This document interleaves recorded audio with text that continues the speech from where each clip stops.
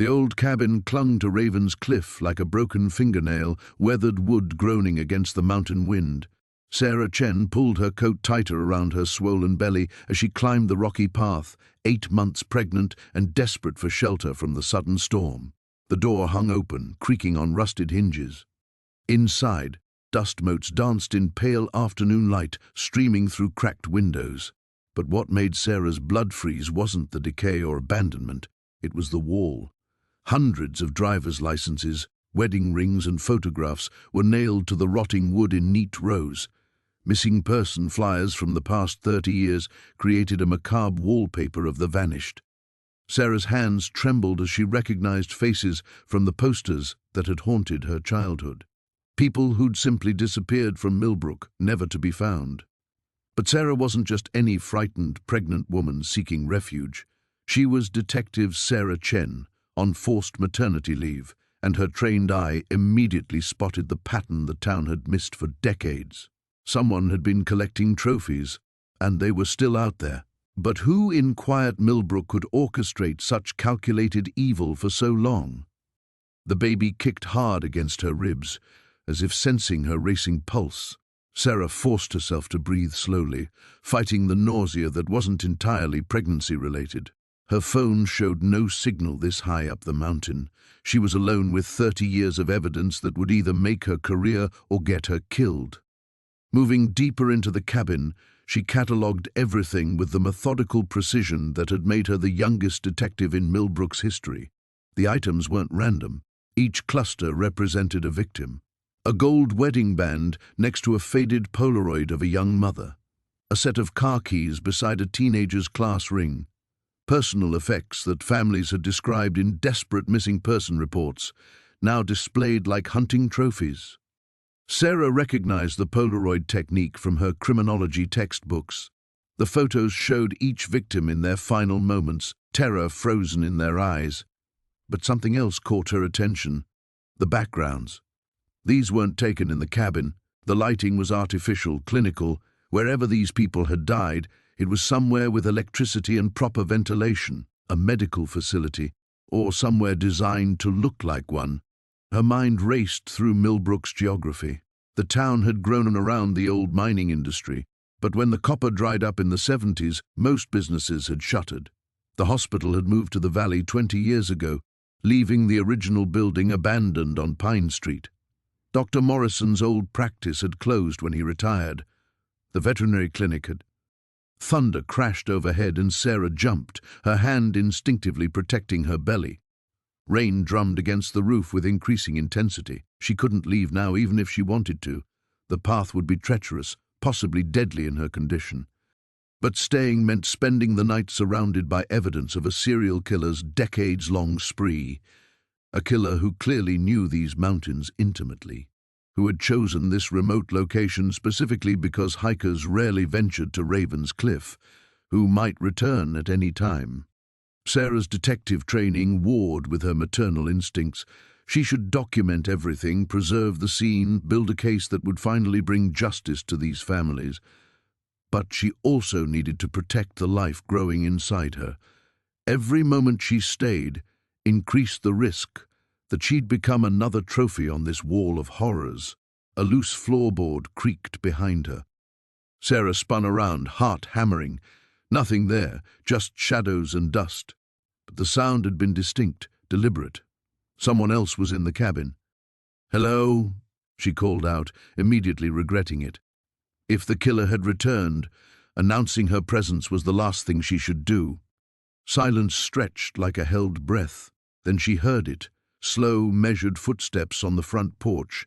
Someone was circling the building, testing windows, looking for the best way in, or perhaps checking if their collection remained undisturbed. Sarah backed toward the rear of the cabin, scanning for another exit. A narrow door led to what might once have been a kitchen.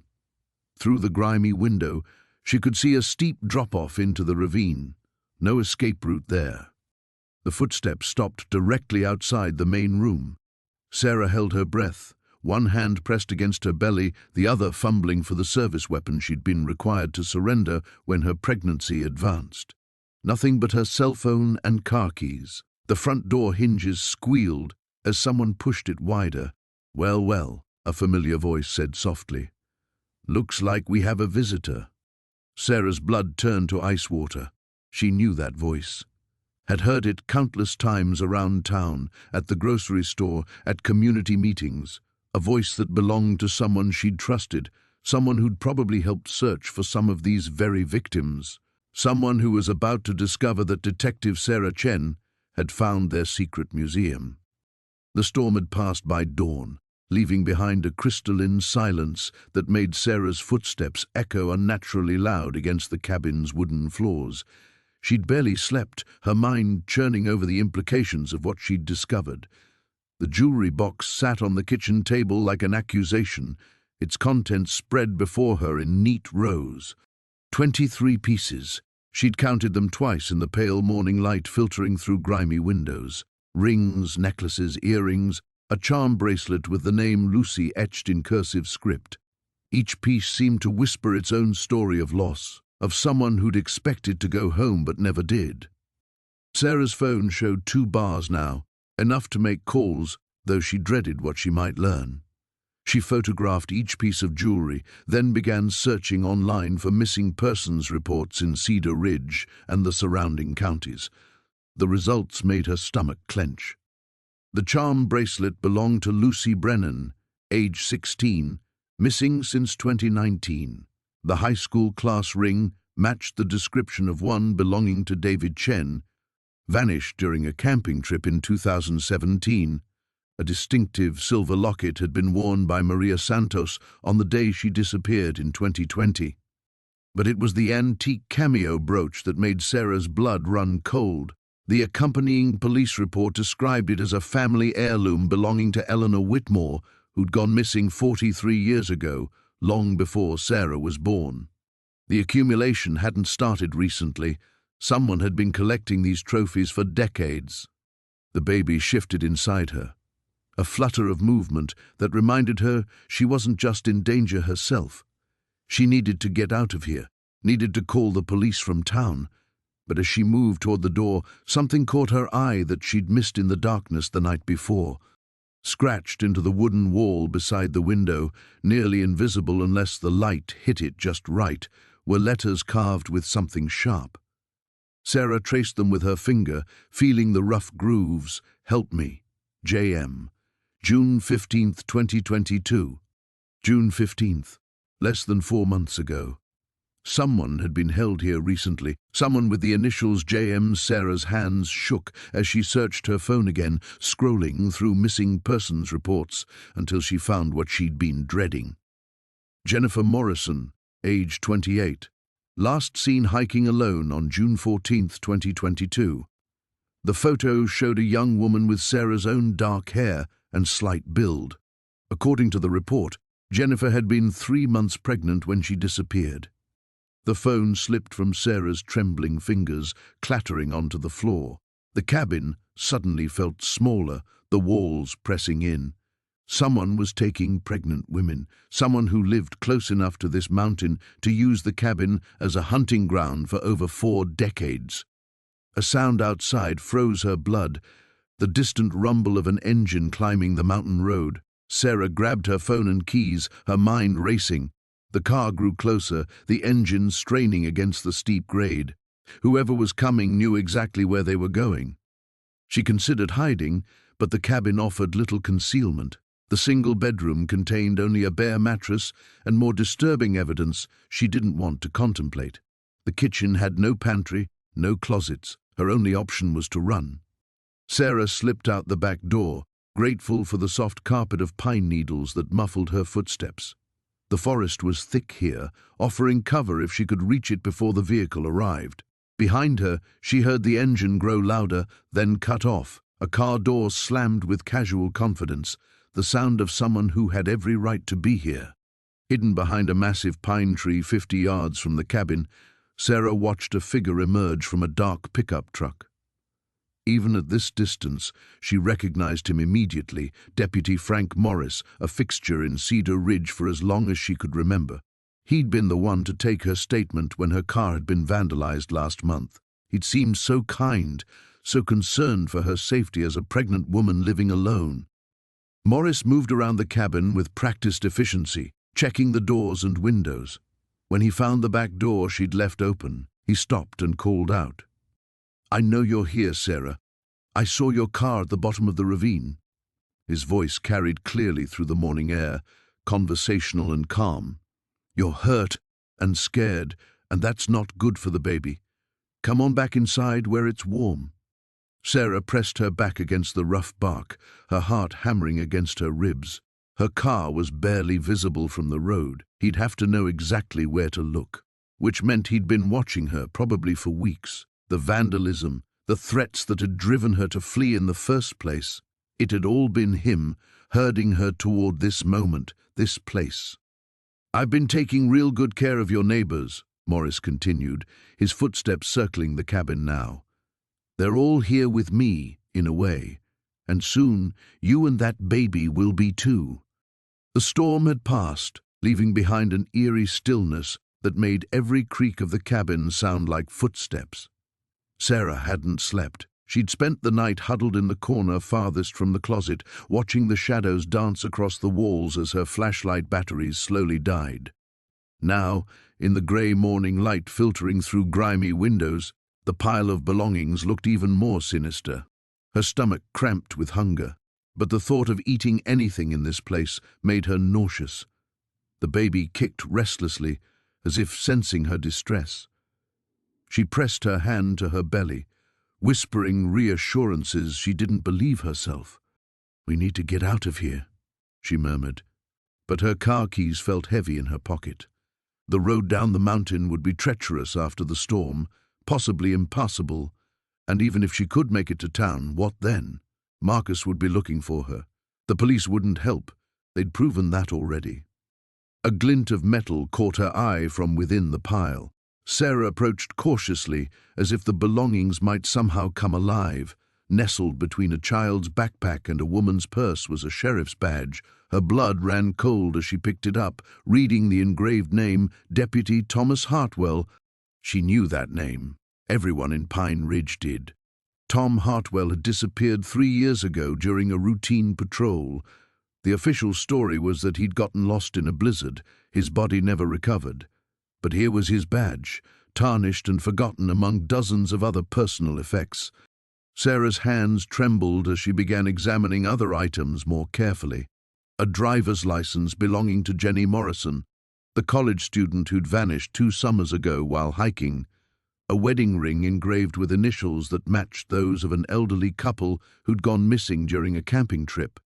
Each item told a story of a life interrupted, a person who'd simply vanished without explanation. But it was the journal buried beneath everything else that made her breath catch.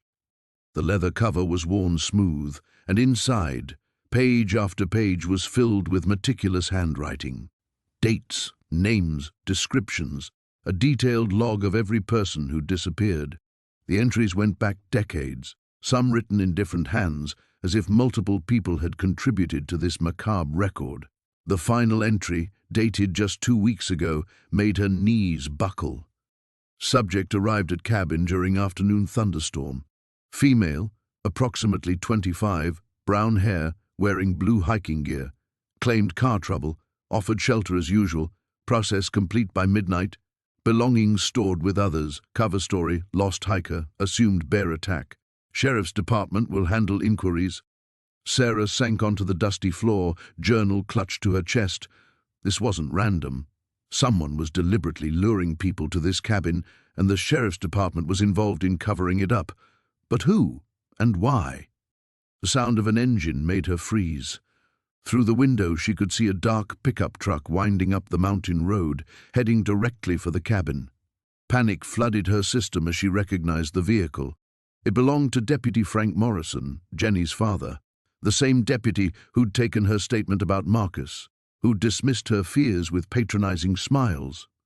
Sarah stuffed the journal and badge into her jacket, her mind racing.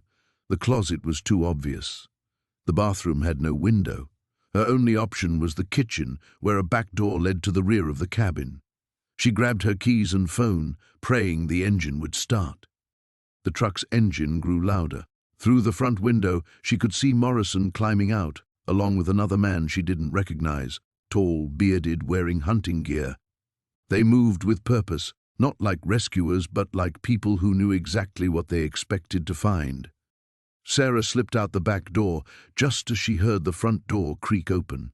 Her car sat 20 yards away across uneven ground littered with fallen branches from the storm. Every step felt like it would alert them to her presence, but she forced herself to move carefully rather than run. "Well, well," she heard Morrison's voice drift from inside the cabin. "Looks like our guest found our little museum." The other man's voice was unfamiliar, gravelly with age. "Fresh tire tracks out front. She can't have gone far. Check the usual spots. I'll radio the others."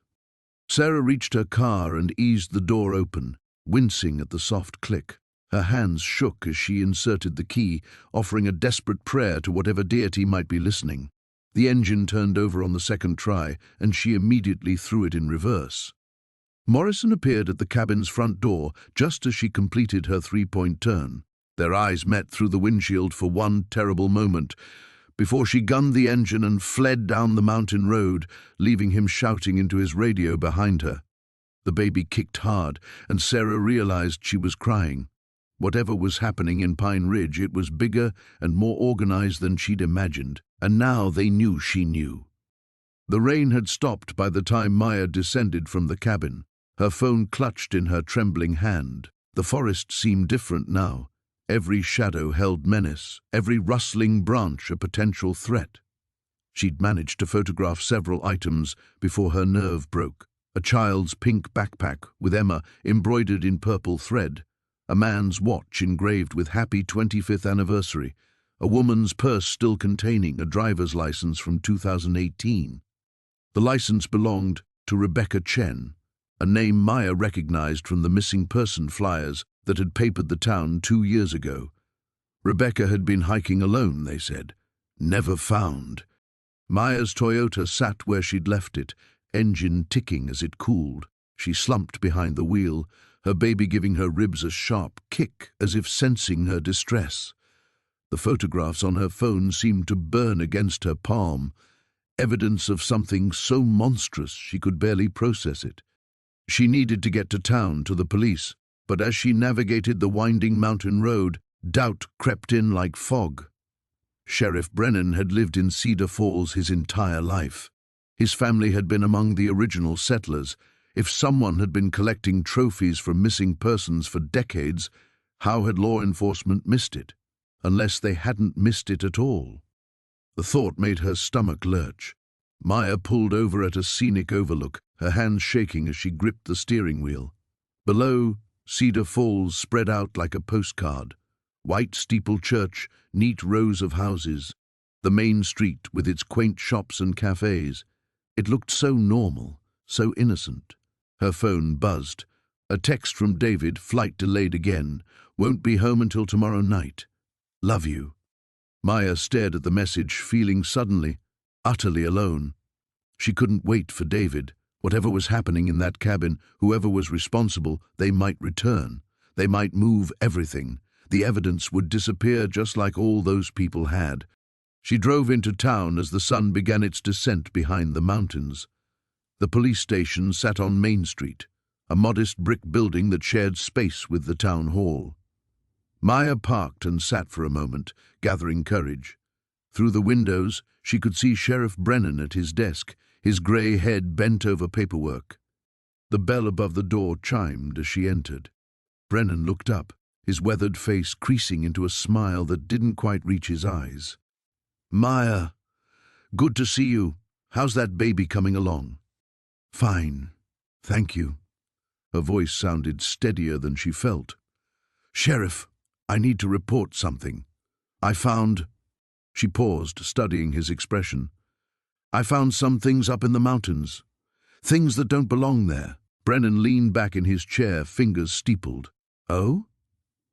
What kind of things?" Maya pulled out her phone, but something in his tone made her hesitate. Too casual, too prepared, personal belongings, in an old cabin off the Ridgeline Trail. "Ah," Brennan nodded slowly. "That old place has been abandoned for years. People dump all sorts of stuff up there. Campers, mostly. Leave their trash behind. His eyes fixed on her phone. What exactly did you find? The way he said it, the subtle emphasis on exactly, sent ice through Maya's veins. She forced herself to meet his gaze. Just some old camping gear. Probably nothing important. Probably not. Brennan stood, his considerable bulk casting a shadow across his desk. Maya, you shouldn't be hiking alone in your condition, especially not that far up the mountain. Easy to get lost up there. Easy to have an accident. The warning in his voice was unmistakable. Maya's heart hammered against her ribs. Of course, I just got turned around in the rain. Won't happen again. Good. Brennan's smile returned, but it felt predatory now. Small towns like ours, we look out for each other. Especially our pregnant ladies. Wouldn't want anything to happen to you or that baby. Maya managed a weak smile and backed toward the door. Thank you, Sheriff. I should get home. Drive safe now. These mountain roads can be dangerous. She fled to her car, her breath coming in short gasps. Brennan watched from the station window as she drove away, his expression unreadable in the gathering dusk. Maya's hands shook as she dialed 911, but she hung up before it connected. If Brennan was involved, who else might be? How deep did this go? She drove home on autopilot, her mind racing. The house felt different when she entered, too quiet, too isolated. David's absence pressed down on her like a weight. She double-checked the locks and drew all the curtains before settling at her kitchen table with her laptop. If the local police couldn't be trusted, she'd have to go higher. State police, FBI, someone outside of Cedar Falls' influence. But as she scrolled through her photos again, one detail made her blood freeze. In the background of one image, barely visible in the cabin's dim interior, hung a jacket, navy blue with gold trim. A sheriff's department jacket. The beam of her flashlight revealed what sleep and exhaustion had mercifully hidden the night before.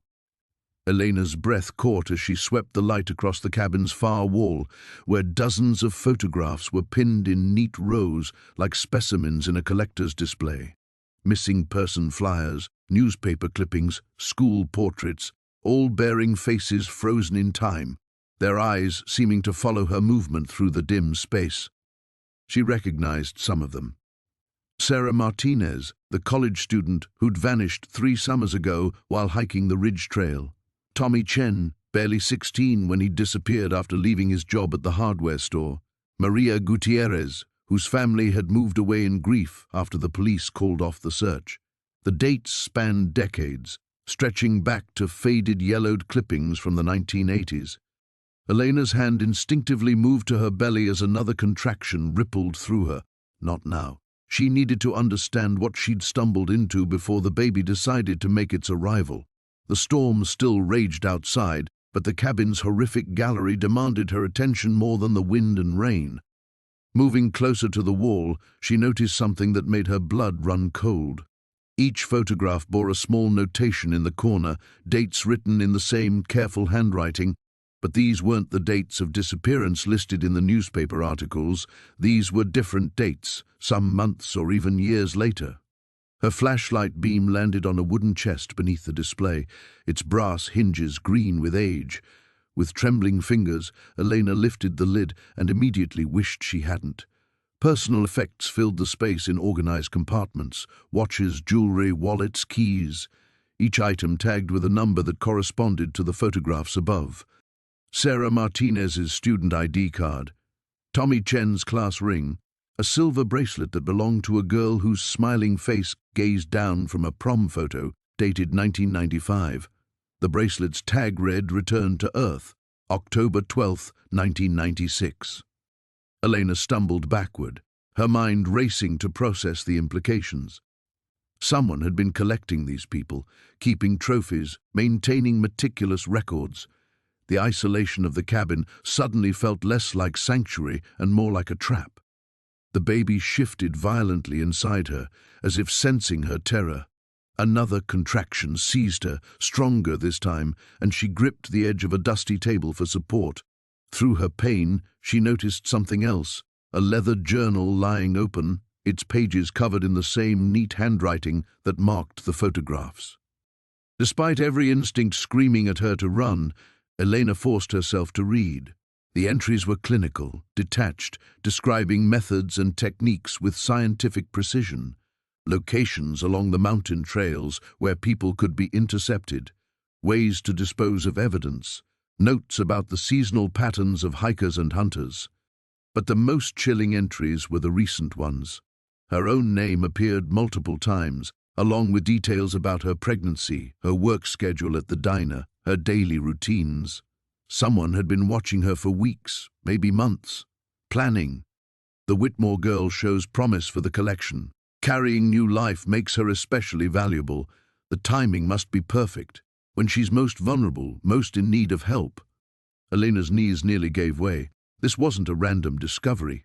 She'd been led here, guided to this place by someone who knew exactly what would draw her in during the storm. The unlocked door, the prepared firewood, the dry shelter. None of it was coincidence. Her phone still showed no signal, but she fumbled with it anyway, desperate for any connection to the outside world.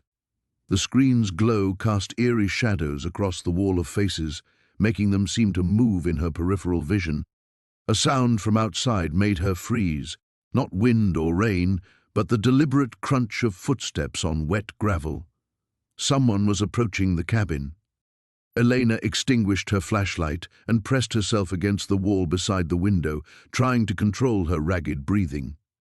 Through the glass, she glimpsed a figure moving methodically around the cabin's perimeter, checking windows and doors with practiced efficiency. A beam of light swept past her hiding spot. The footsteps stopped at the front door. Elena's mind raced through impossible options. The back window might be large enough to crawl through, but not quickly, not with the baby so close to arriving. The contractions were getting stronger, more frequent. Even if she could escape into the storm, where would she go? How far could she get in this condition? The door handle turned slowly, deliberately.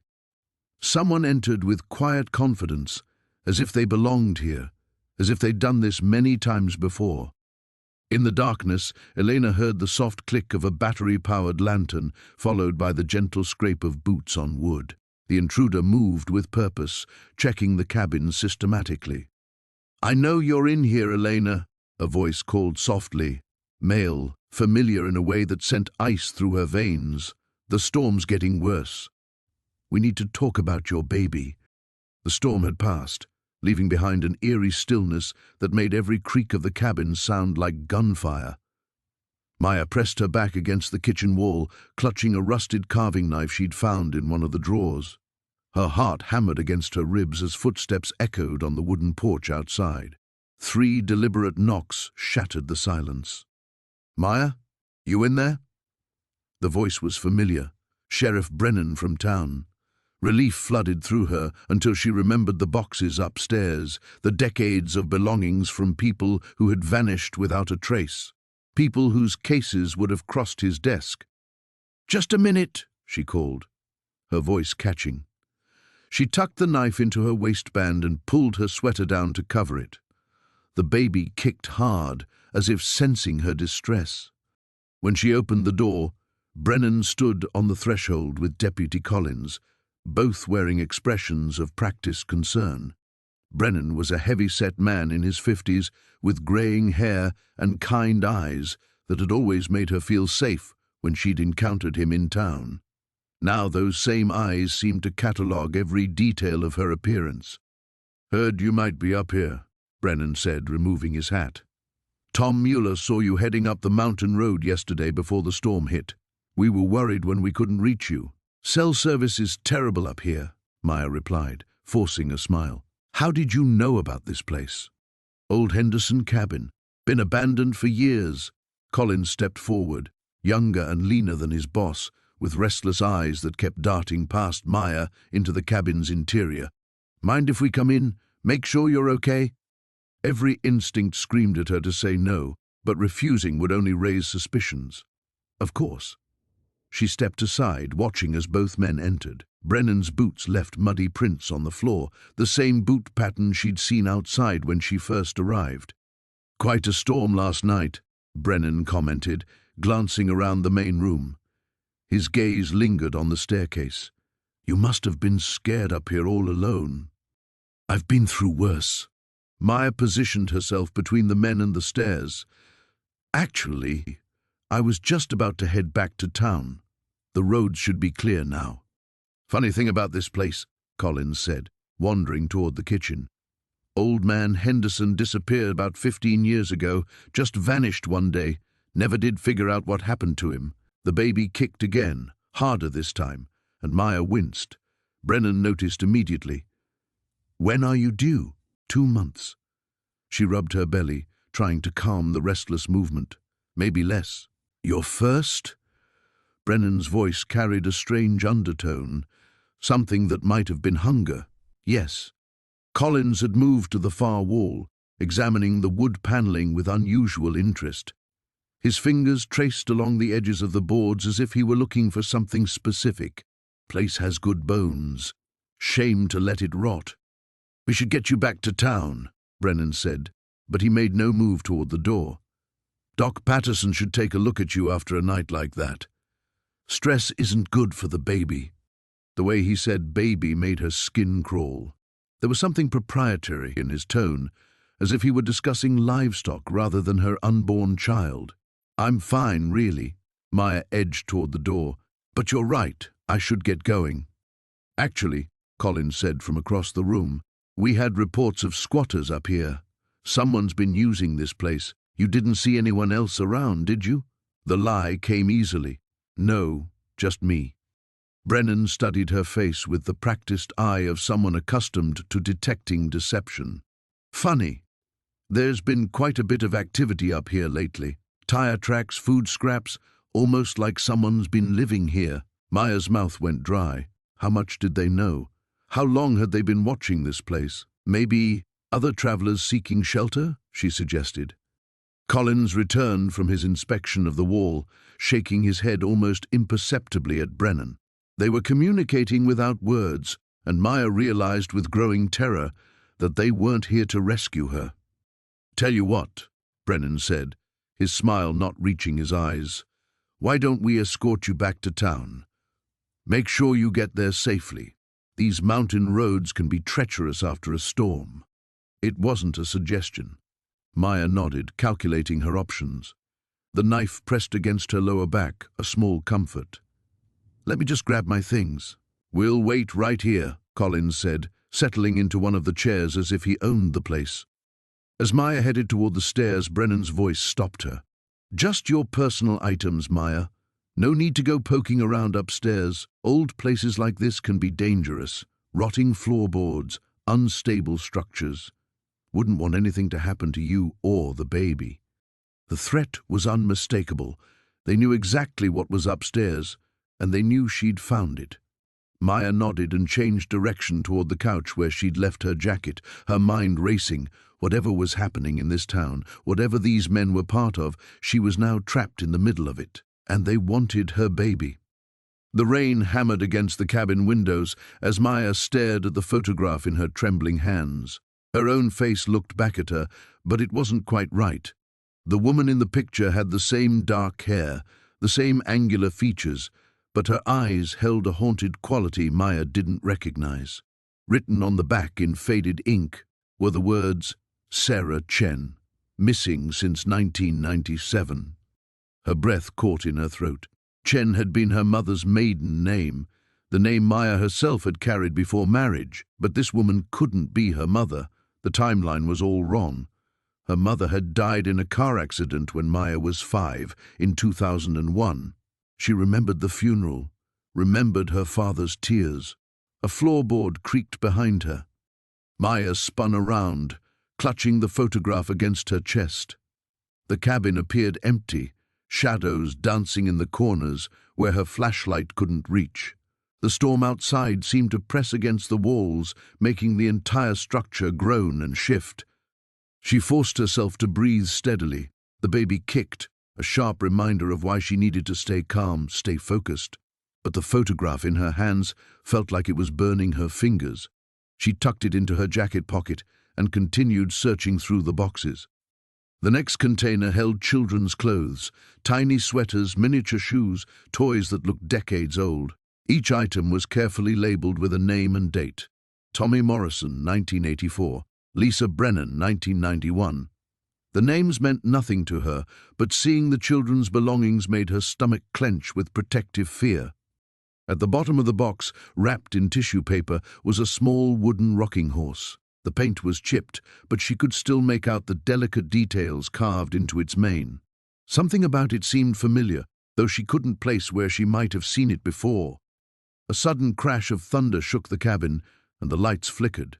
In the brief moment of darkness, Maya could have sworn she saw a figure standing in the doorway. When the lights steadied, nothing was there. She needed to get out of here. Whatever this place was, whoever had collected these things, she didn't want to be here when they returned. But as she moved toward the door, another box caught her eye. This one was newer than the others, sitting apart from the organized rows.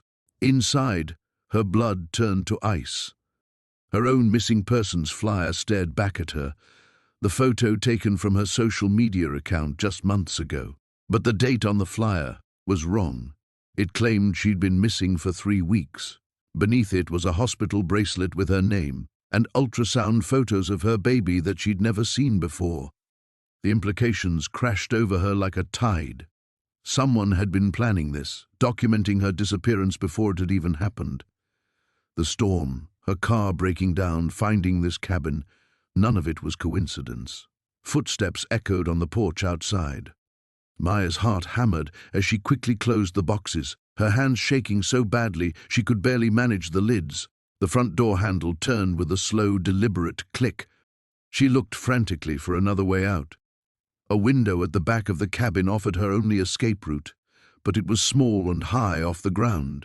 In her condition, heavily pregnant and exhausted, she wasn't sure she could manage it. The door opened with a prolonged creak. "Maya?" A familiar voice called out. "I know you're in here." Dr. Harrison stepped into the cabin, shaking rain from his coat, but something was wrong with his usual gentle demeanor. His eyes were cold, calculating, and in his hand he carried a black medical bag. "You weren't supposed to find this place," he said, his voice eerily calm. "The storm was meant to wash out the bridge before you got this far up the mountain." Maya pressed herself against the back wall, her mind reeling. Dr. Harrison had been her obstetrician for months, had monitored her pregnancy, had earned her trust. The betrayal cut deeper than fear. "The belongings," she whispered. "All those missing people." "Specimens," he corrected, setting his bag down on the table with clinical precision. "Your baby will contribute to something far more important than the mundane life you've planned." He opened the bag, revealing syringes and vials filled with clear liquid. "Your bloodline is particularly valuable, Maya. The Chen family genetics carry certain qualities we've been tracking for generations." The photograph in her pocket suddenly made horrible sense. Sarah Chen hadn't been a stranger who resembled her. She'd been family. How many others had there been? How long had this been going on? "The town knows," Dr. Harrison continued, approaching slowly. "They've always known." "Why do you think so many people go missing in these mountains? Why do you think we're always so welcoming to young families?" Maya's hand found the window latch behind her. She had one chance, one moment when his guard might be down.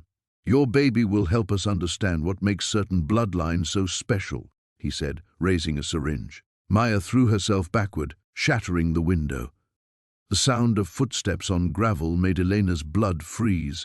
She pressed herself against the cabin wall, clutching the diary to her chest as headlights swept across the windows. The engine cut out, followed by the slam of a car door. "I know you're in there." The voice was calm, almost conversational. "Sheriff Morrison." Elena's mind raced. The back door. But no, she'd seen how exposed the rear of the cabin was. The windows were too small to climb through, and the floorboards would creak if she tried to hide. She was trapped. "Your car's been spotted up here twice now," Morrison continued, his boots crunching closer to the front door. "Folks in town are starting to worry about you, Elena.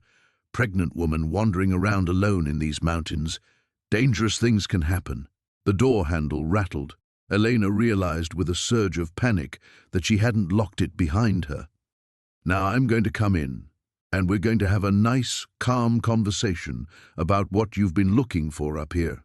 The door creaked open slowly. No need to make this difficult. Elena slipped deeper into the shadows near the kitchen area, her heart hammering so loudly she was certain he could hear it. Moonlight filtered through the windows, creating patches of silver and black throughout the room. Morrison's silhouette filled the doorway, broad and imposing. "I've been sheriff of this town for 23 years, he said, stepping inside and closing the door behind him with a soft click.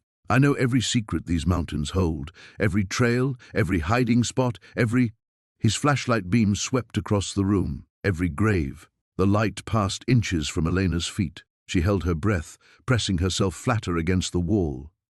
"You know what's funny about missing persons cases?" Morrison's voice had taken on a conversational tone that was somehow more terrifying than shouting would have been. "Most folks assume the worst right away, but the truth is, sometimes people just leave. Sometimes they choose to disappear." The flashlight beam moved methodically across the shelves of belongings. Elena could see Morrison's profile now, the same friendly face that had greeted her in town, but there was something different about it in the darkness. Something predatory. Take your friend Marcus, for instance. Young man, ambitious, asking too many questions about old cases, the kind of person who might just decide to pack up and move to the city for better opportunities. Morrison picked up a photograph from one of the shelves. Of course, he never actually made it to the city. Elena's stomach churned. Marcus had been here, in this cabin, and Morrison... Then there's the camping families, the hikers, the unfortunate souls who just happened to take a wrong turn on the mountain roads. Morrison set the photo down and continued his slow circuit of the room. Amazing how many people can vanish without a trace when you know the terrain well enough. The baby kicked suddenly, and Elena bit her lip to keep from gasping. Morrison paused, his head tilting slightly. "You know what I find most interesting, though?" He was moving toward her now, the flashlight beam sweeping in wider arcs. "How certain people seem drawn to places they shouldn't go, like moths to a flame. Your husband, for instance." Elena's blood turned to ice. David was just like Marcus. Too curious, too persistent. Started asking questions about patterns in the missing persons reports, about why certain cases got closed so quickly. Morrison's boots stopped just a few feet away. Started wondering why a small mountain town had such a high rate of disappearances. The flashlight beam was getting closer. Elena could see dust motes dancing in the light, could smell Morrison's aftershave mixed with something else, something earthy and unpleasant. "He came to see me, you know, brought his research, his theories, asked if I thought there might be someone local involved, someone with authority, someone people would trust." Morrison chuckled, a sound devoid of warmth. "I told him he was onto something important, suggested he take a drive up to this old cabin, check for evidence." Elena's legs felt weak. David, her David who'd been working late so many nights, who'd seemed distracted and worried in the weeks before his death. He hadn't died in an accident. He'd been murdered. "The thing about mountain roads," Morrison continued, "is how treacherous they can be, especially at night, especially when someone's not expecting their brake lines to have been cut." The flashlight beam swung toward her corner. In seconds, it would find her. Elena gripped the diary tighter and made a desperate decision. As the light reached the wall beside her, she threw herself toward the window, smashing through the glass in an explosion of noise and pain. She hit the ground hard, rolling as shards cut into her arms. Behind her, Morrison's shout echoed through the night. "Elena, don't make me hunt you through these woods." The static from Sheriff Morrison's radio crackled through the cabin, like breaking bones. Sarah pressed herself against the wall beside the window, her heart hammering as she watched his flashlight beam sweep across the clearing. Behind her, the endless rows of belongings seemed to whisper accusations in the darkness. "Unit 47 to dispatch." Morrison's voice carried clearly through the thin walls. checking the old Henley place. Thought I saw movement up here. Sarah's blood turned to ice. The Henley place.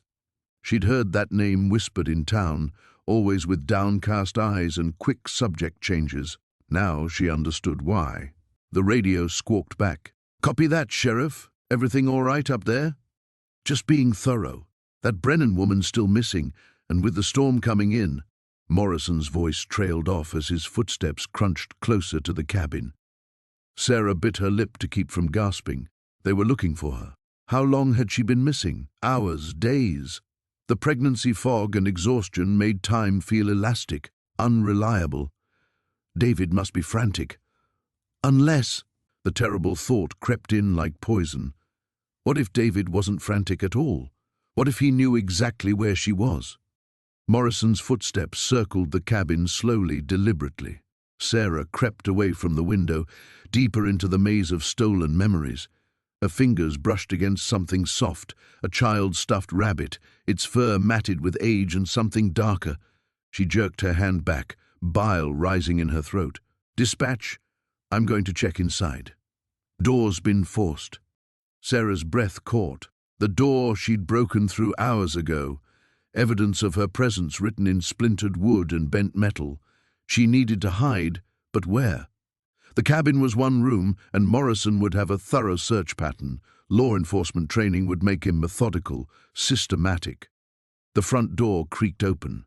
Morrison's flashlight beam swept across the floor, illuminating dusty footprints, her footprints, leading directly into the maze of belongings. "Jesus Christ!" Morrison breathed, and Sarah heard genuine shock in his voice. Not the reaction of someone who already knew about this place. Relief and terror warred in her chest as she crouched behind a stack of moldering suitcases. Morrison stepped inside, his radio crackling again. "Dispatch, I need backup up here, multiple units, and call the state police." "Sheriff, what's your status?" "I found something. Something bad." Morrison's voice was tight, professional, but Sarah caught the undercurrent of horror. "Looks like we've got a major crime scene, decades worth." The flashlight beam moved methodically through the room, growing closer to Sarah's hiding spot. She pressed herself smaller, trying to become invisible behind the wall of evidence. The baby kicked sharply, as if sensing her fear, and she placed a protective hand over her belly. Morrison was 3 feet away now. 2 feet. The light would find her any second. And then what? Could she trust him? His radio conversation suggested he was as shocked as she was, but David had seemed trustworthy too, right up until tonight's revelation about his father. A board creaked under Morrison's foot, and Sarah made her choice. "Sheriff Morrison." She stood slowly, hands visible, voice steady despite her racing heart. "Don't shoot. I'm Sarah Brennan." Morrison spun, his flashlight beam catching her full in the face. She saw his expression shift from surprise to relief to concern in rapid succession. "Mrs. Brennan, thank God you're alive. Are you hurt?" "No, but—" She gestured weakly at the surrounding horror. "Sheriff, what is this place?" Morrison lowered his flashlight slightly, studying her face in the dimmer light. "I was hoping you could tell me." "How did you find it?" Sarah hesitated. How much should she reveal? Morrison seemed genuinely shocked, but her trust had been shattered too many times tonight. "I was running from someone, needed shelter from the storm. The door was already broken. It wasn't entirely a lie." Morrison nodded slowly, then spoke into his radio. "Dispatch, I've found Mrs. Brennan. She's alive and appears unharmed. Still need that backup, and add the coroner to the list." "Copy, Sheriff. ETA, 20 minutes on backup." 20 minutes. Sarah's mind raced. In 20 minutes this place would be swarming with investigators, reporters, questions she wasn't ready to answer. And somewhere out there the real killer was still free, still hunting. "Mrs. Brennan," Morrison said gently, "I need you to tell me exactly what happened tonight, starting from the beginning." Sarah looked around at the decades of missing persons' belongings, at the evidence of horrors that had been hidden in plain sight while her quiet mountain town went about its daily business. Her hand moved protectively to her belly again. The truth was a loaded weapon, and she was about to aim it at everything she'd ever believed about the place she'd chosen to raise her child. "Sheriff," she said quietly, "I think my husband's family has been lying to this town for a very long time." The basement door groaned as Sarah descended into darkness, her flashlight beam cutting through air thick with the smell of damp earth and something else, something organic and wrong. Each wooden step creaked under her weight, and she pressed one hand protectively against her belly while gripping the railing with the other. The beam revealed stone walls carved directly from the mountain rock, glistening with moisture that seemed to move in the shifting light. As her feet touched the dirt floor, Sarah swept the flashlight in a wide arc, and her breath caught in her throat. Bodies hung from meat hooks along the far wall. No, not bodies, not anymore. The desiccated remains swayed gently in the stagnant air, some still wearing scraps of clothing she recognized from the belongings upstairs. A child's yellow raincoat, a woman's floral dress, now faded to grey, a man's hiking boots, still laced tight around bones. Sarah's stomach lurched, but she forced herself to move deeper into the chamber. The flashlight beam revealed more horrors, tables stained dark with decades of use, tools hanging from hooks with deliberate organization, and in the corner, a collection of glass jars filled with what looked like. She turned away, gagging. The baby kicked hard against her ribs as if sensing her distress. "Focus," she whispered to herself. "Find a way out. Find the truth." Along the back wall, she discovered a crude desk covered in yellowed papers. Her trembling hands rifted through them, maps of the mountain with locations marked in red ink, newspaper clippings about missing hikers, and most chilling of all, detailed notes written in a careful, measured script. Subject arrived seeking shelter during storm. Pregnant, approximately 7 months. Optimal timing. The handwriting was unmistakably feminine, elegant even. Sarah's blood turned to ice as she read further. The ceremony requires 3 elements: the willing vessel, the mountain's blessing, and the ancient hunger that dwells beneath. She flipped through more pages, her horror mounting with each entry. Decades of documentation, all following the same pattern. People arriving at the cabin seeking help, and then this. But it was the final entry that made her legs nearly give out. Sarah Martinez. Expected arrival tonight. The signs have been perfect, storm systems channeling travelers to us for 50 years, but this one carries what we've been waiting for. The child conceived on sacred ground during the blood moon. Finally our vigil ends. Her name. They knew her name.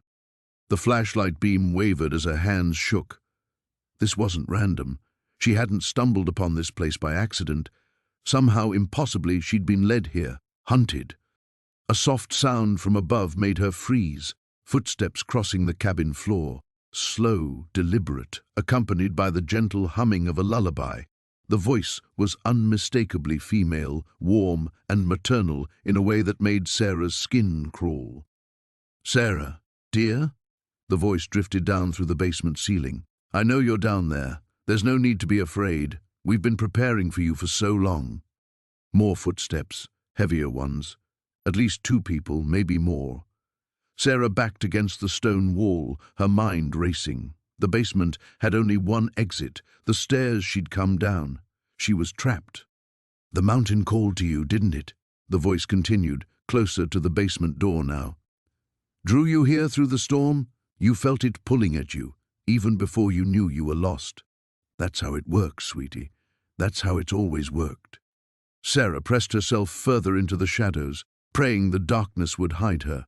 Her flashlight had dimmed to almost nothing, the battery dying.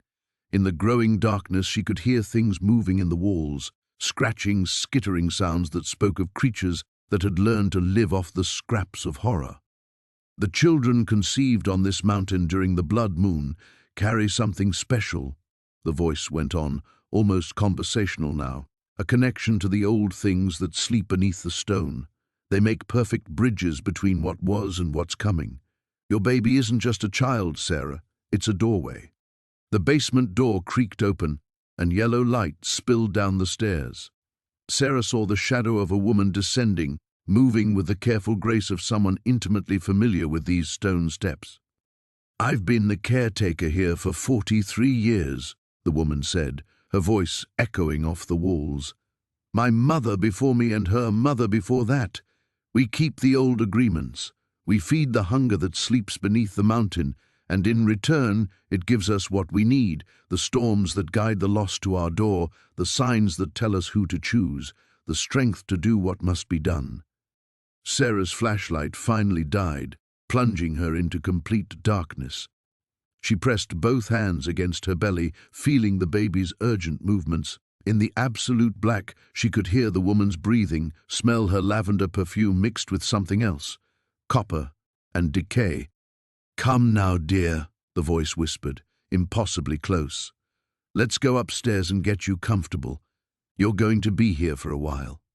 The basement door groaned as Sarah descended into darkness, her flashlight beam cutting through air thick with the smell of damp earth and something else, something organic and wrong. Each wooden step creaked under her weight, the sound echoing in the cramped space below. The basement was smaller than she'd expected, carved directly into the mountain rock. Her light swept across stone walls lined with metal shelving units, each one meticulously organized with plastic bins and cardboard boxes. Labels in neat handwriting marked each container. Jennifer Hayes, 1987, Michael Torres, 1994, the Davidson family, 2003. Sarah's breath caught. These weren't just belongings, they were archives, decades of lives catalogued and stored like museum pieces. She moved deeper into the space, her flashlight revealing a workbench against the far wall. Tools hung in perfect rows above it, bone saws, scalpels, and instruments she couldn't identify. A leather-bound journal lay open beside a magnifying glass, pages yellowed with age.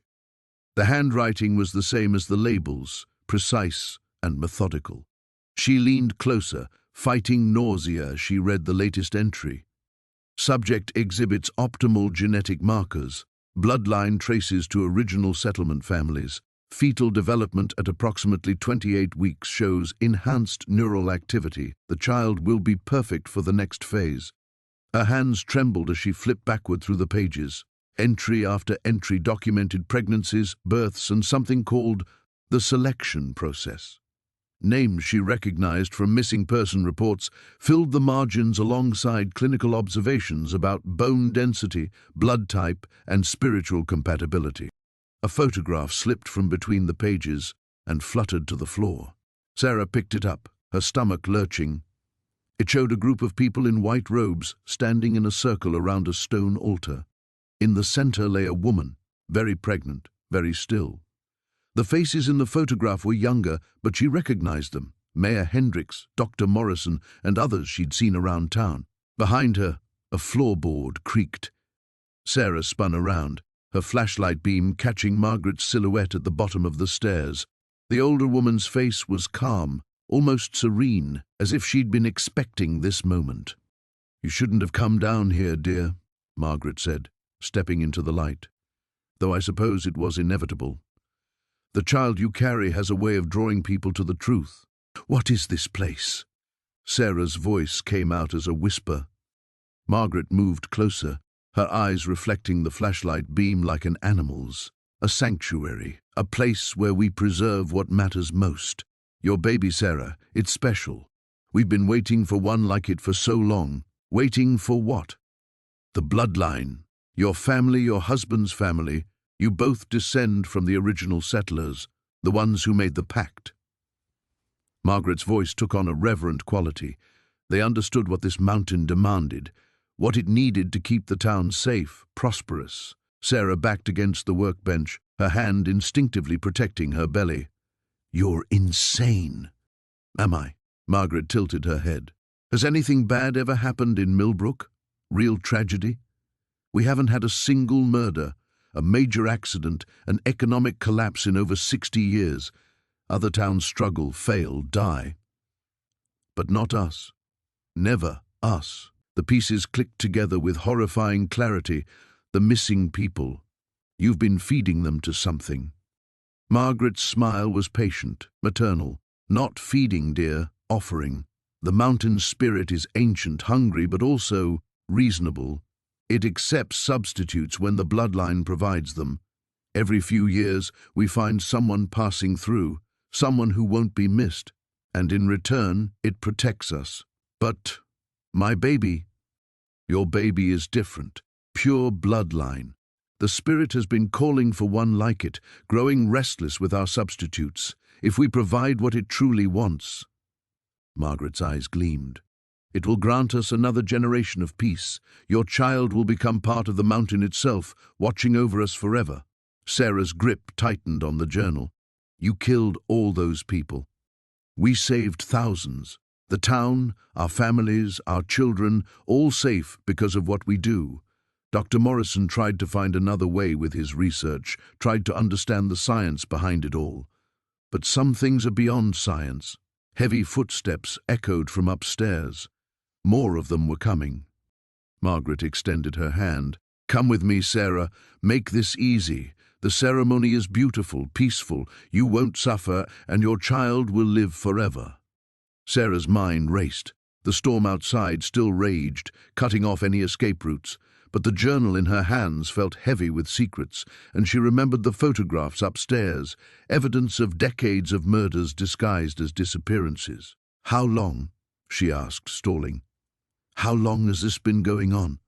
Since the town's founding.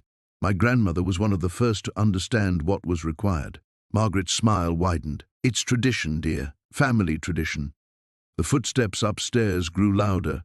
Sarah counted at least 3 different voices, maybe more. The entire town council, probably. All of them part of this nightmare. Her baby kicked hard against her ribs, as if sensing the danger, as if urging her to fight. The basement door slammed shut above her with a finality that made Sarah's blood freeze. The lock clicked into place, followed by the scrape of something heavy being dragged across the floor overhead. She was trapped 20 feet underground in a concrete tomb that reeked of death and decay. Her phone's flashlight revealed the full horror of her prison. Bones littered the dirt floor, some still wrapped in rotting fabric, others picked clean and scattered like discarded toys. The walls were carved with desperate messages, fingernails worn to bloody stumps in futile attempts to claw through solid rock. Names, dates, final words to loved ones who would never read them. Jennifer Mills, 1987. Tell my mother I tried to come home. David Chen, 1995. The sheriff knows. He brought me here. Maria Santos, 2003. My baby is due in September. Please find us. Sarah's knees buckled. Maria Santos. She'd seen that name in the missing person files, a pregnant woman who'd vanished without a trace. Just like Sarah herself would vanish. Just like her baby would never draw breath. The overhead light flickered on, casting sickly yellow illumination across the charnel house. Heavy footsteps descended the wooden stairs. Sheriff Coleman appeared, no longer bothering with his facade of concern. His face was cold, calculating. Behind him came Doc Henley, medical bag in hand, looking every inch the small-town physician except for the predatory gleam in his eyes.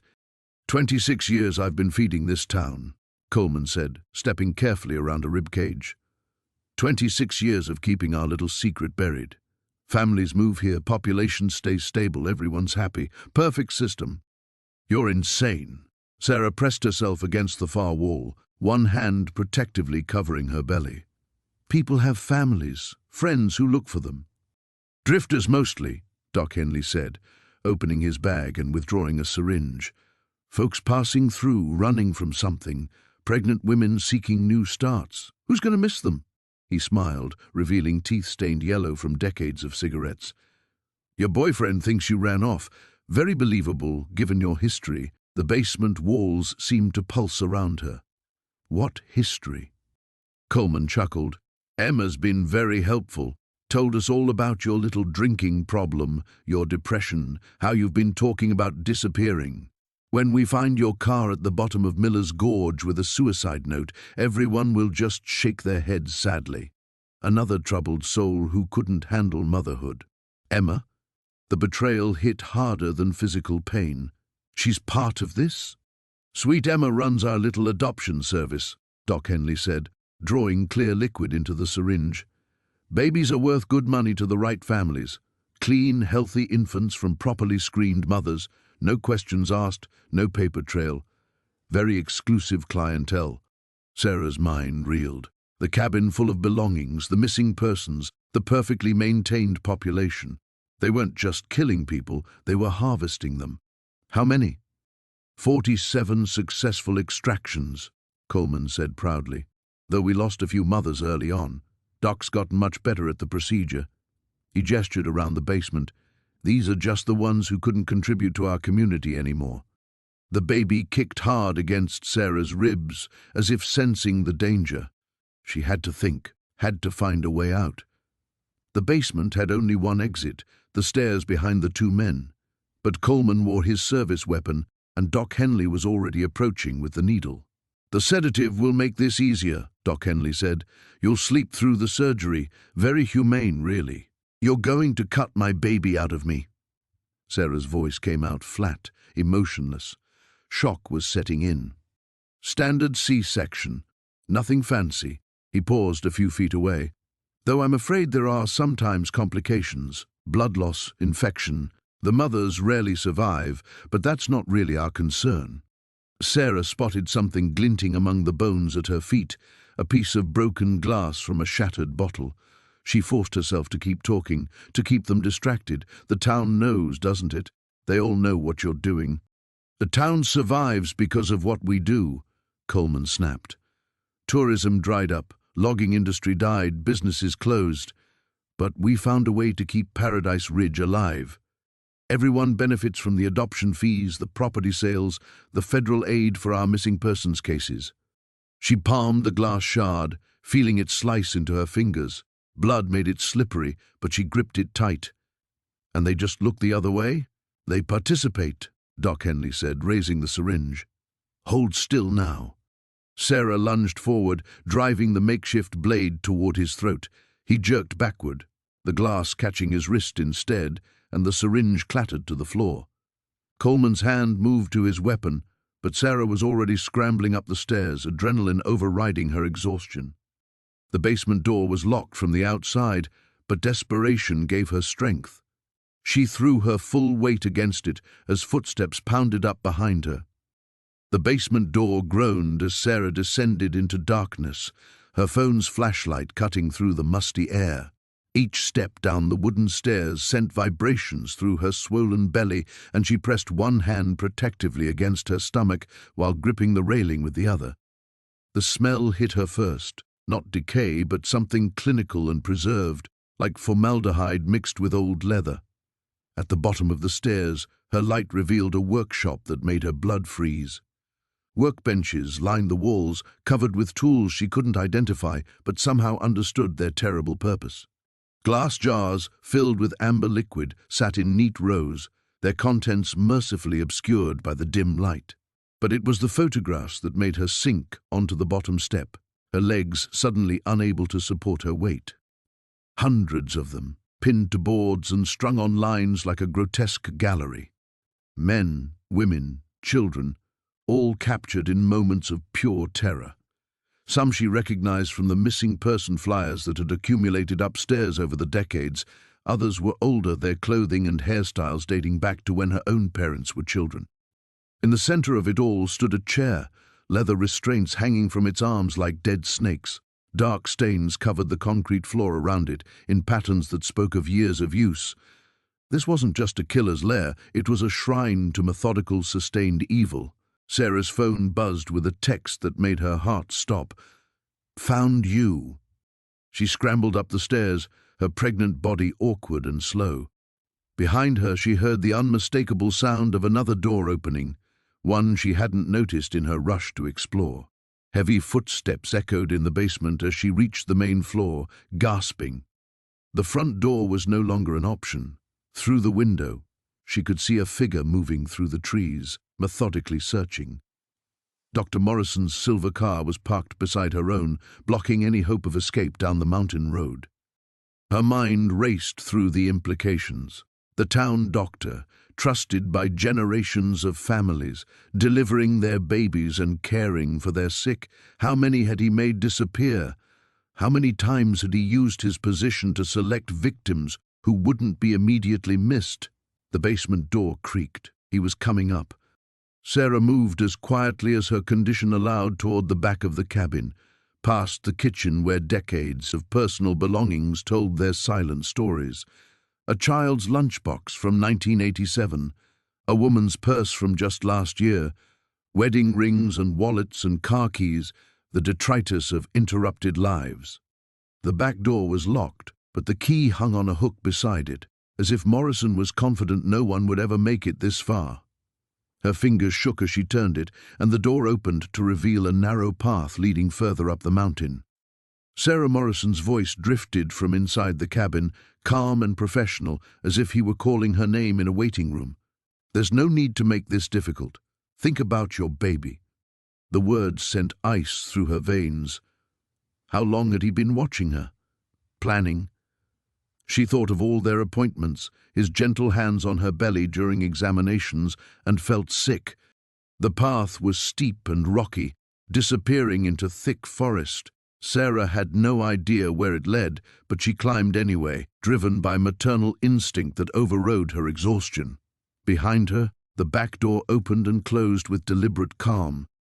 "The others fought too," Morrison called conversationally, his voice carrying easily in the thin mountain air. "It's natural. But you're different, Sarah. You're special. That baby you're carrying, it has potential." The words chilled her more than any threat could have. She pressed on, her breath coming in sharp gasps as the altitude and exertion took their toll. Her phone had no signal this high up, leaving her truly alone with a predator who had perfected his craft over decades. A root caught her foot and she stumbled, catching herself against a pine tree. The bark bit into her palms as she steadied herself, and she realized the path was starting to level out. Through the trees ahead she could see open sky, a clearing or perhaps the edge of the cliff face. "You can't run forever." Morrison's voice was closer now, but still unhurried. He knew these mountains better than she did, knew exactly where this path led. "And even if you could, where would you go? Who would believe you? I've delivered half the babies in this town, including the sheriff's own children." Sarah reached the clearing and her heart sank. The path ended at a sheer drop overlooking the valley below. No other trails, no escape routes, just empty air and 100-foot fall to the rocks. She turned to face the tree line, her back to the precipice, one hand on her belly and the other clutched around her phone. When Morrison emerged from the shadows between the pines, he was smiling the same gentle smile she'd trusted through 8 months of prenatal care. "Now then," he said, reaching into his jacket, "let's discuss your baby's future." The cellar door groaned as Sarah descended into the darkness, her flashlight beam cutting through air thick with decades of decay. The wooden steps creaked under her weight, each sound seeming to echo through the mountain itself. Behind her, the storm continued its relentless assault on the cabin above, but down here, wrapped in earth and stone, an older violence waited. Her light swept across the walls, revealing shelves lined with glass jars. As she moved closer, her stomach lurched. Hair, locks of hair in every conceivable color and length, each jar labeled with dates spanning 40 years. Some tags bore names she recognized from the missing person reports: Jennifer Martinez, 1987, Thomas Chen, 1994. Others held only question marks. But it was the newest jar that made her blood freeze. Fresh auburn hair, still holding traces of modern styling product. The label read simply, SC, expected delivery, March 2024. Her own initials, her due date. Sarah's hands flew to her belly as understanding crashed over her like ice water. This wasn't random. None of this was random. Someone had been planning for her specifically, waiting for her pregnancy to reach the right stage. The storm, the cabin, her finding this place, it had all been orchestrated. A sound from above made her freeze. Footsteps. Heavy, deliberate, moving across the cabin floor with the confidence of someone who knew exactly where they were going. Sarah clicked off her flashlight and pressed herself against the cold stone wall, her heart hammering so loudly she was certain it would give her away. The footsteps stopped directly above the cellar door. Sarah. The voice was familiar, warm, concerned. Dr. Helena Morrison, her obstetrician. "Sarah, I know you're here. I saw your car." Relief flooded through her so suddenly that she nearly called out. Dr. Morrison would help her. She could explain all of this, could. "I also know you found my collection." The words hit like physical blows. Dr. Morrison, the woman who had delivered half the babies in Pine Ridge for the past 20 years. The woman Sarah had trusted with her most vulnerable moments, who knew every detail of her pregnancy, her health, her fears. "I've been preparing for you for months, Sarah, ever since your first appointment when I saw what you were carrying." The voice was still kind, still carrying that bedside manner that had put Sarah at ease during every visit. "Your baby is special. They all were. But yours will be perfect." Sarah pressed deeper into the shadows, fighting nausea that had nothing to do with pregnancy. Above, she could hear Dr. Morrison moving around the cabin, the sound of furniture being shifted.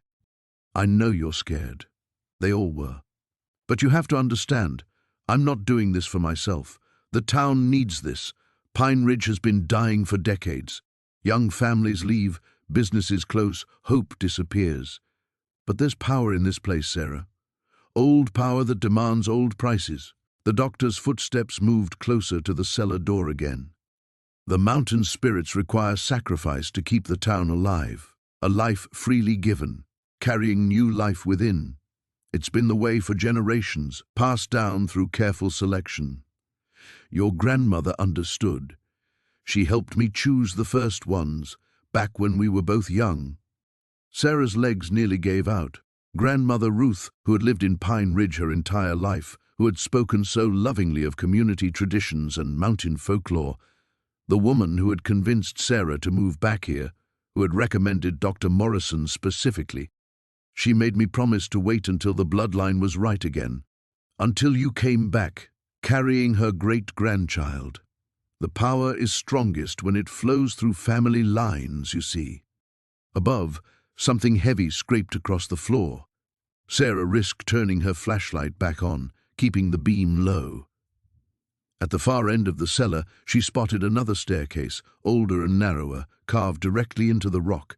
It disappeared upward into darkness, possibly an old mining tunnel or emergency exit. "I know this is hard to accept," Dr. Morrison continued, her voice growing closer. "But think about what you'll be giving your child. Not just life, but purpose. They'll become part of something eternal, something that keeps this whole community thriving." Sarah started moving toward the far staircase, each step carefully placed to avoid the loose stones scattered across the floor. Behind her, she heard the cellar door creak open. "Sarah, please don't make this more difficult than it needs to be. I have your medical records. I know exactly how to make this painless." Light flooded down from above as Dr. Morrison's flashlight joined the shadows. Sarah abandoned stealth and ran for the stone staircase, her hands stretched out to guide her in the darkness. Behind her, she could hear the doctor's calm footsteps beginning their descent. "There's nowhere to go, dear. That tunnel leads straight back to my house. I've been preparing for decades." Sarah reached the stone steps and began climbing, her flashlight beam showing rough walls that seemed to close in with every step upward. The basement steps groaned under Sarah's weight as she descended into the darkness below the cabin. Her phone's flashlight cut through the musty air, revealing stone walls that seemed to pulse with shadows. The smell hit her first, not decay but something else, something medicinal and sharp that made her stomach lurch. At the bottom of the stairs, she found herself in a room that defied everything she'd expected. This wasn't another storage space for stolen belongings. The walls were lined with metal shelving units filled with glass jars, their contents floating in yellowish liquid. Medical equipment sat covered in dust sheets, and there, against the far wall, stood an examination table with leather restraints. Sarah's breath came in short gasps as she moved deeper into the room. The jars drew her attention despite her revulsion. Inside each one, suspended like specimens in a laboratory, were tiny forms, some no bigger than her thumb, others larger, more developed. Her phone slipped from trembling fingers, clattering to the concrete floor. The light scattered wildly before settling in a corner, casting grotesque shadows across the walls. Sarah sank to her knees, one hand instinctively protecting her belly. "No," she whispered. "No, no, no." But the evidence was undeniable. This wasn't just about missing persons, this was about missing pregnant women and their babies. Footsteps echoed from above, heavy boots crossing the cabin floor. Sarah scrambled for her phone, her heart hammering against her ribs. She had to get out, had to warn someone, had to— "Sarah?" a voice called down the stairs. Familiar, concerned. "Dr. Matthews." She froze.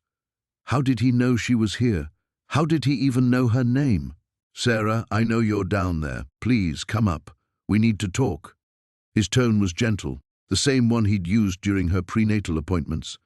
But now it sent ice through her veins. She pressed herself against the shelving unit, glass jars clinking softly behind her back. "I'm not going to hurt you," he continued, his voice closer now. "But you shouldn't be here. This place, it's dangerous for someone in your condition." Sarah bit back a hysterical laugh. Dangerous. As if she hadn't already figured that out. The beam of a larger flashlight preceded Dr. Matthews down the stairs.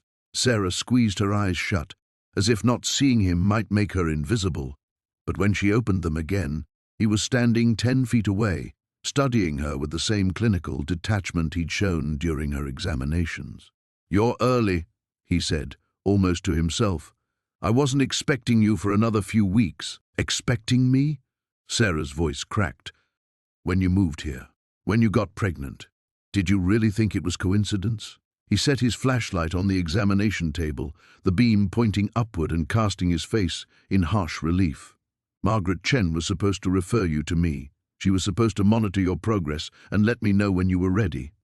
Margaret, the real estate agent who'd found her the rental house, who'd insisted she needed prenatal care right away, who'd recommended Dr. Matthews specifically. "I don't understand." "Your blood type, Sarah. AB negative. Do you know how rare that is? How valuable?" He moved closer, and she could see the excitement building in his eyes. "And your genetic markers. Perfect. Absolutely perfect." Sarah's back pressed against the shelves. "You're insane." "Am I? I've been working on this for 20 years.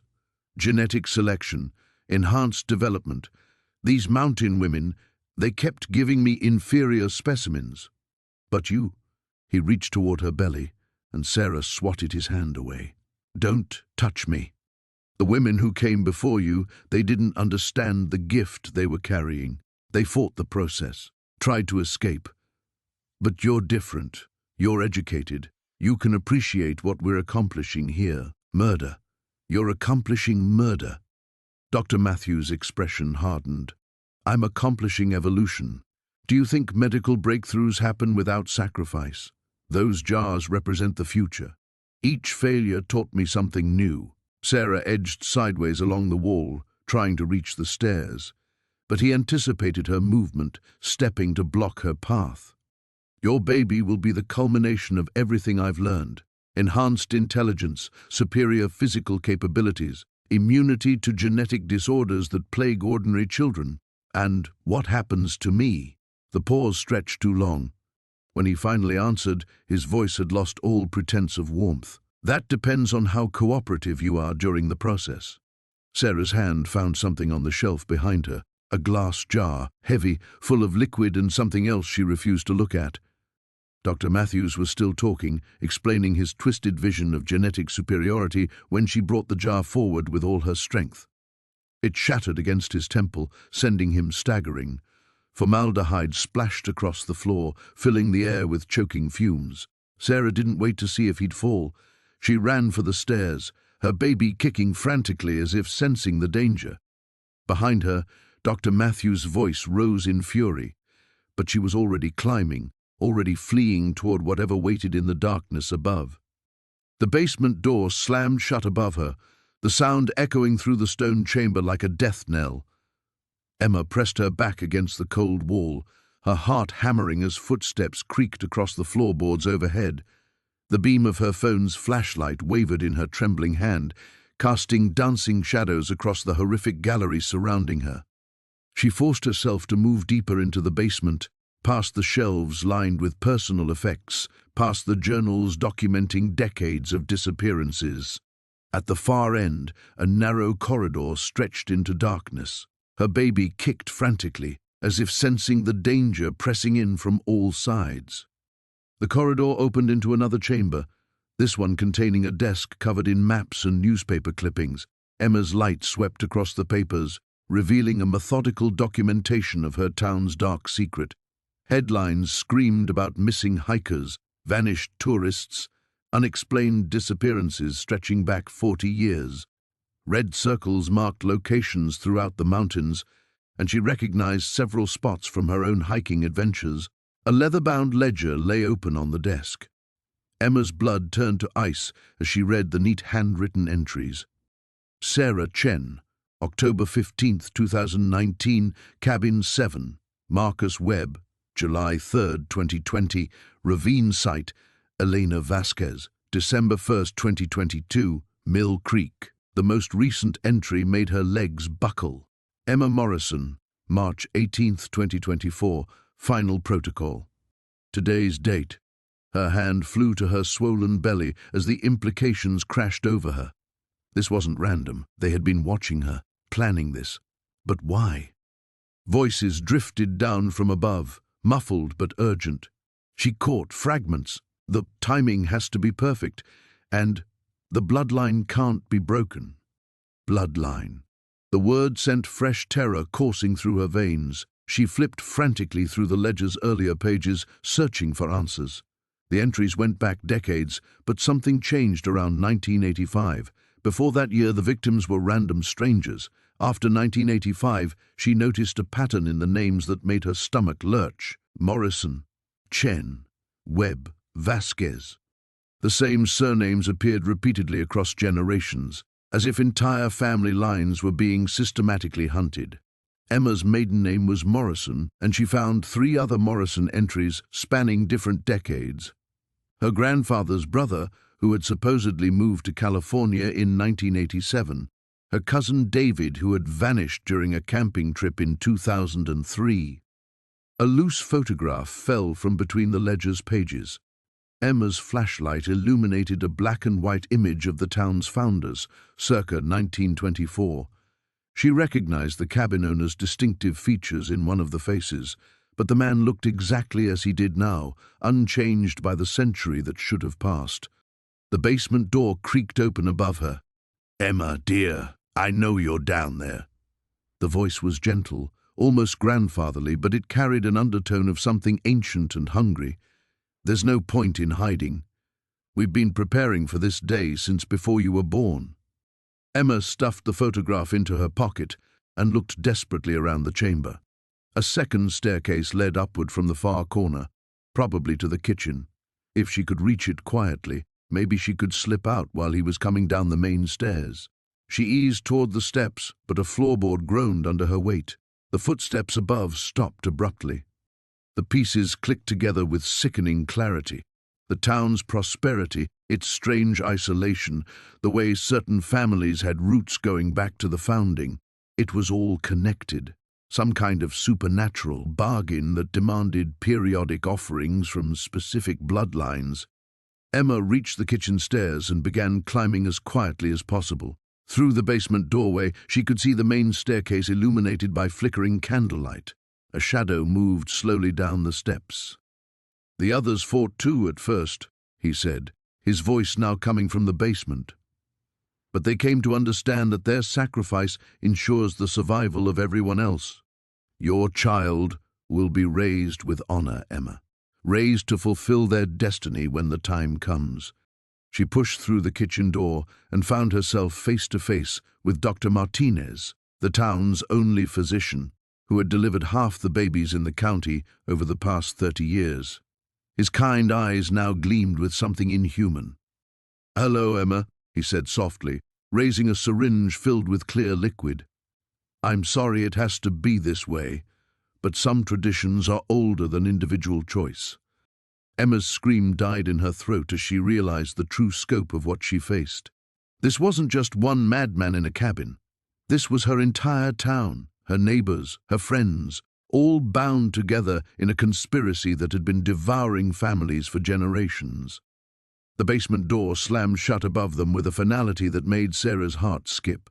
The lock clicked into place, and she heard footsteps moving away across the floor overhead. The single bare bulb cast harsh shadows across the concrete walls, illuminating the horror that surrounded them. "They know we're here," Marcus whispered, his face pale in the yellow light. Blood still seeped from the gash on his forehead where debris had struck him during their escape from the town hall. Sarah pressed her back against the cold stone wall, one hand protectively covering her swollen belly. The baby had been restless since they'd discovered the truth about Millfield's founding families, as if sensing her terror. Around them, the basement stretched into darkness, filled with more evidence than she could have imagined. Suitcases, purses, children's backpacks, jewelry, all arranged with meticulous care on metal shelving units that lined the walls. "Look at this," Marcus said, his voice barely audible. He was examining a ledger that lay open on a wooden table. "It goes back 70 years. Names, dates, locations where they were taken. It's all here." Sarah moved closer, her legs unsteady. The handwriting changed throughout the book. Different people had maintained these records across the decades. The most recent entries were in a script she recognized from the town hall documents. Mayor Davidson's careful penmanship. Jennifer Walsh, age 28, pregnant, taken October 15, 2018, Marcus read aloud. Maria Santos, age 24, 6 months pregnant, taken August 3, 2019. His voice cracked. "Sarah, they're all pregnant women." The realization hit her like ice water. Every missing person report she'd seen, every case that had been dismissed or forgotten, they weren't random disappearances, they were selections. A sound from upstairs made them both freeze. Multiple sets of footsteps, voices in hushed conversation. Sarah could make out Mayor Davidson's distinctive baritone, but there were others with him. How many people in this town knew? How long had this been going on? "A ritual chamber," Marcus whispered, pointing to a section of the basement that disappeared into absolute darkness. "According to this ledger, it's back there. That's where they—" He couldn't finish the sentence. Sarah felt the baby kick hard against her ribs, as if responding to the mounting danger. She thought of all the women who had been brought to this place, all the lives that had been lost to whatever twisted tradition the founding families had maintained. Her throat tightened as she realized the pattern. Pregnant women, always pregnant women. "We need to find another way out," she said, forcing herself to think practically despite the terror clawing at her chest. There has to be another exit. They moved deeper into the basement, past shelves lined with personal belongings that told the stories of dozens of lives cut short. A child's teddy bear still clutched a small sweater. A wedding ring sat beside a driver's license photo of a smiling young woman. Each item was a person, a family left wondering, a life stolen for something too horrible to fully comprehend. The basement extended much further than seemed possible, carved deep into the mountain itself. As they walked, Sarah noticed symbols carved into the stone walls, the same ones she'd seen in the cabin and the town hall. They seemed to pulse in the dim light, though she knew it was just her imagination. "Here," Marcus said, stopping beside what looked like a natural fissure in the rock. Cool air flowed from the opening. "This might lead to the old mine tunnels. If we can reach them, we might be able to get back to town without being seen." Sarah hesitated. The opening was narrow, barely wide enough for her pregnant form, and if they were wrong, if it led nowhere, they'd be trapped even deeper underground. But the sound of voices from upstairs was getting louder, more urgent. They were running out of time. "What about the others?" she asked suddenly. "The pregnant women in town. Elena Rodriguez, the teacher who just moved here. If we're right about the pattern, they'll be next." Marcus met her eyes. We have to save ourselves first. If we don't make it out, we can't help anyone. The baby moved again, a rolling sensation that reminded Sarah how much was at stake. Not just her own life, but the life growing inside her. And if the ledger was accurate, if this had been happening for 70 years, then how many children had never had the chance to be born? She squeezed through the fissure in the rock, Marcus close behind her. The passage was tight and damp, carved by water over countless years. Behind them, she could hear the basement door opening again, voices calling down into the darkness. They'd been discovered missing. The hunt had begun. As they crawled through the narrow tunnel, Sarah felt the weight of decades pressing down on her. All those women, all those babies, the town's terrible secret was finally exposed, but exposing it and surviving it were two very different things. The entries detailed a careful selection process. Pregnant women who wouldn't be missed, transients, runaways, women estranged from their families, but also locals who fit a specific genetic profile, women carrying children with rare blood types, unusual bone density, accelerated healing factors. The belongings surrounding her weren't random trophies, they were inventory records. Sarah's hand moved instinctively to her swollen belly as she read about the harvesting process. Not of organs, as she'd first suspected, but of something far more precious. Larson had discovered that certain unborn children possessed cellular regeneration properties that, when properly extracted and cultured, could halt aging in adults.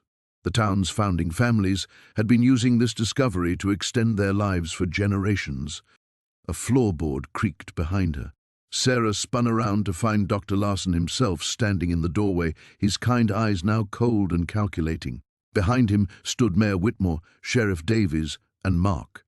Her Mark, whose concerned expression didn't quite mask the guilt written across his features. "I was hoping we wouldn't find you here," Dr. Larson said softly, stepping into the cabin. "This makes everything so much more complicated." "You knew about this," Sarah whispered, looking directly at Mark. "You've known all along." Mark's jaw tightened. "My family has protected this town for over a century, Sarah. What we do here saves lives, important lives. We've funded hospitals, schools, research facilities with the revenue from our discoveries." "Revenue from murdering pregnant women," Sarah spat, backing toward the rear wall where decades of personal effects created a shrine to the disappeared. "We prefer to think of it as selective preservation," Mayor Whitmore interjected, his political smile never wavering. "Every society must make difficult choices about resource allocation. We've chosen to preserve the best and brightest." Dr. Larson pulled a syringe from his medical bag. "Your child tested positive for the highest cellular regeneration markers we've ever recorded, Sarah. One extraction could provide treatment for 50 patients. Surely you can see the utilitarian value in that." Sarah's mind raced as she scanned the cabin for anything that could serve as a weapon. The storm outside had died to a whisper, and she could hear her own heartbeat thundering in her ears. What about all these other women?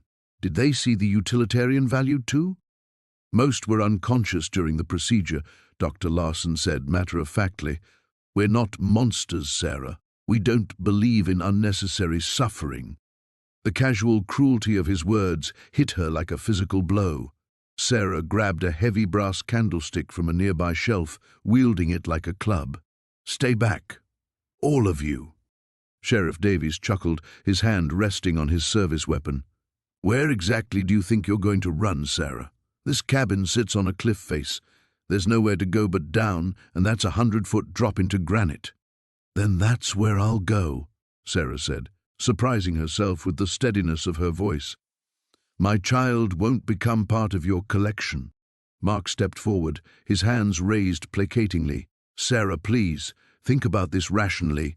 The procedure only requires a small amount of fetal tissue. You could still carry to term. You could still have our baby. A baby with its regenerative abilities harvested away. A baby born damaged because you carved pieces out of it." Sarah shook her head. "What kind of life would that be?"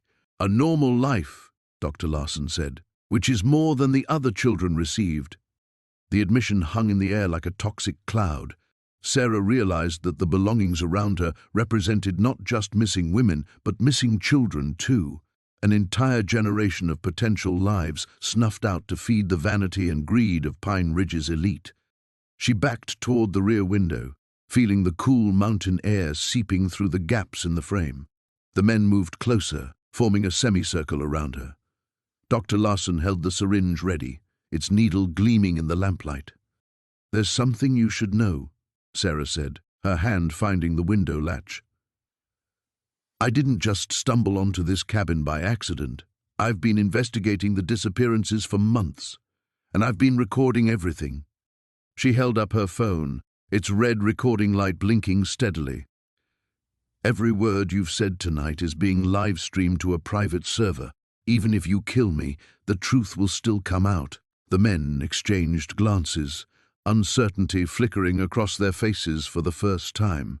Sarah smiled grimly. "Sometimes, the best way to save your child is to burn the whole world down." She triggered the window latch and leaned backward into the night.